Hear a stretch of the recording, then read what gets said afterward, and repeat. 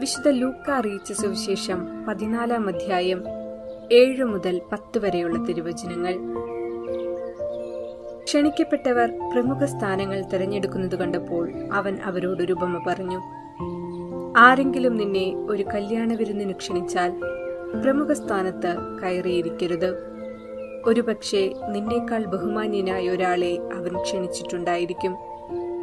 നിങ്ങളെ രണ്ടുപേരെയും ക്ഷണിച്ചവൻ വന്ന് ഇവന് സ്ഥലം കൊടുക്കുക എന്ന് നിന്നോട് പറയും. അപ്പോൾ നീ ലജ്ജിച്ച് അവസാനത്തെ സ്ഥാനത്ത് പോയിരിക്കും. അതുകൊണ്ട് നീ വിരുന്നിന് ക്ഷണിക്കപ്പെടുമ്പോൾ അവസാനത്തെ സ്ഥാനത്ത് പോയിരിക്കുക. ആതിഥേയൻ വന്ന് നിന്നോട്, സ്നേഹിത, മുമ്പോട്ട് കയറിയിരിക്കുക എന്ന് പറയും. അപ്പോൾ നിന്നോടുകൂടെ ഭക്ഷണത്തിനിരിക്കുന്ന സകലരുടെയും മുൻപാകെ നിനക്ക് മഹത്വമുണ്ടാകും. ഓർമ്മിക്കുക, സ്വർഗരാജ്യത്തിലെ വിരുന്നിന്റെ മുന്നാസ്വാദനം നടത്തുന്ന കാലം. ദൈവരാജ്യത്തിൽ അപ്പം ഭക്ഷിക്കുന്നവൻ ഭാഗ്യവാൻ എന്ന സ്വരത്തിനു പിന്നാലെ ഒഴുകിയെത്തിയത് വിരുന്നിന്റെ ഉപമ. ക്ഷണിക്കപ്പെട്ടിട്ടും സദ്യയ്ക്ക് സമയമായപ്പോൾ ജീവിത വ്യഗ്രതയിൽ അത് ആസ്വദിക്കാൻ കഴിയാതെ പോയ ഹതഭാഗ്യർ. സമ്പത്തും കുടുംബ ബന്ധങ്ങളും സ്വർഗീയ യാത്രയ്ക്കുള്ള ഉപാധികളാക്കുന്നതിനു പകരം നിത്യജീവന്റെ പുണ്യവഴിയിൽ തടസ്സം സൃഷ്ടിക്കുന്ന അവസ്ഥ. ക്ഷണിക്കപ്പെട്ട ഒരുവനും എന്റെ വിരുന്ന് ആസ്വദിക്കുകയില്ല. തന്നെത്താൻ ഉയർത്തുന്നവൻ താഴ്ത്തപ്പെടും, തന്നെത്താൻ താഴ്ത്തുന്നവൻ ഉയർത്തപ്പെടും എന്ന തിരുവചനം അനുദിന ജീവിത വ്യാപാരങ്ങളിൽ മറവിയുടെ മാറാപ്പിൽ മറയ്ക്കാനുള്ളതല്ല. വിരുന്നിന് ക്ഷണിക്കപ്പെടുമ്പോൾ പ്രമുഖ സ്ഥാനങ്ങൾ കൈയടക്കാതിരിക്കാനും വിരുന്നുമേശയിൽ വിളമ്പുന്നതെല്ലാം സന്തോഷപൂർവ്വം സ്വീകരിക്കുവാനും ഓർമ്മിക്കാം. നിന്റെ ജീവിതത്തിന്റെ വിരുന്നുമേശകളിൽ വിളമ്പാൻ പലരുണ്ടാകും, വിളമ്പാൻ പലതുമുണ്ടാകും.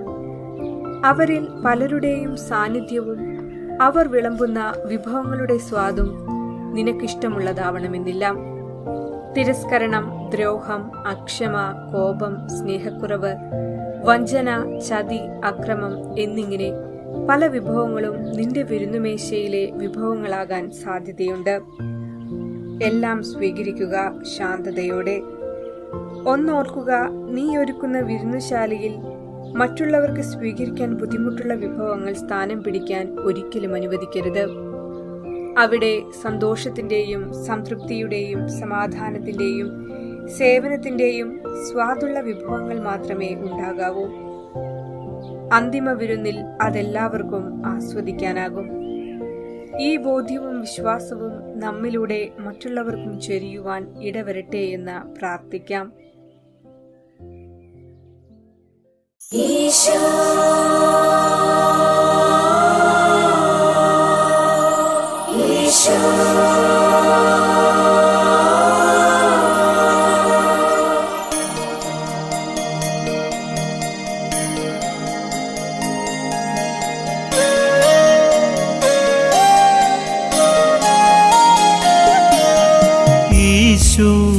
നീ വരുമ്പോ ഞാനൊരു ദേവാലയമാകും.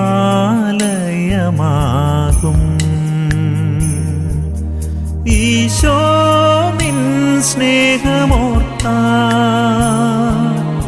ആത്മാവിരൽ താര തീർത്തിടും ഞാൻ. കുർബാനയായെന്റെ ജീവിതത്തെ നാഥാ നിൻ കൂദാശയാക്കൂ. ഈശോ, നീ വരുമ്പോ ഞാനൊരു ദേവാലയമാകും.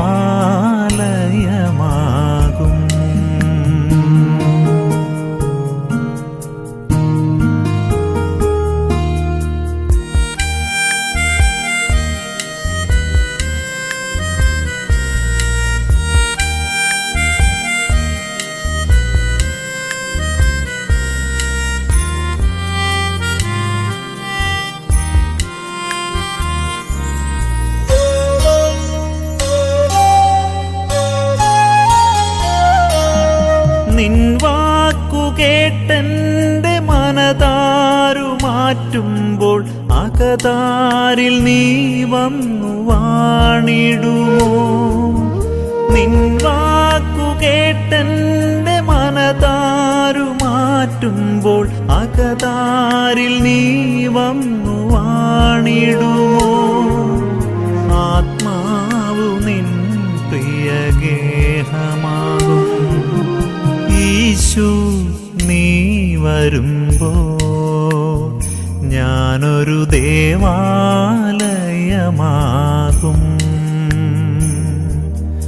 ഈശോ നിൻ സ്നേഹമോർത്താൽ ആത്മാവിരൽ താര തീർത്തിടും ഞാൻ. കുർബാനയായെൻ്റെ ജീവിതത്തെ നാഥാ നിൻ കൂദാശയാക്കൂ.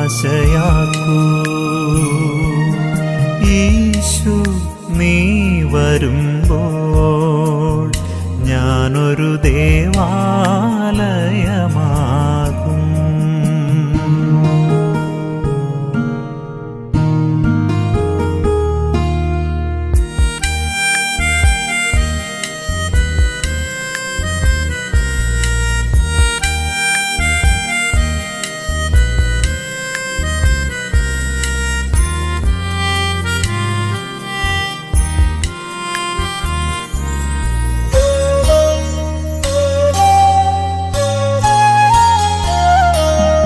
നിൻ സ്നേഹമോർത്തെന്റെ മാനസം നിറയുമ്പോൾ ആത്മാവിൽ നീ വന്നു നിറഞ്ഞിടുമേ. നിൻ സ്നേഹമോർത്തെന്റെ മാനസം നിറയുമ്പോൾ ആത്മാവിൽ നീ വന്നു നിറഞ്ഞിടുമേ. സ്നേഹം സ്നേഹമാണെന്റെ ദൈവം. ഈശോ നീ വരുമ്പോൾ ഞാനൊരു ദേവാലയമാകും.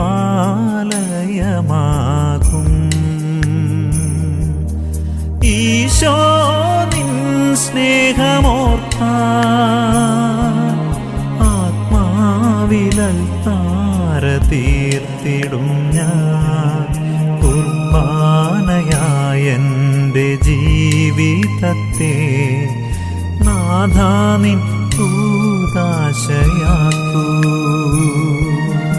ഈശോ നീ വരുമ്പോൾ ഞാനൊരു ദേവാലയമാകും.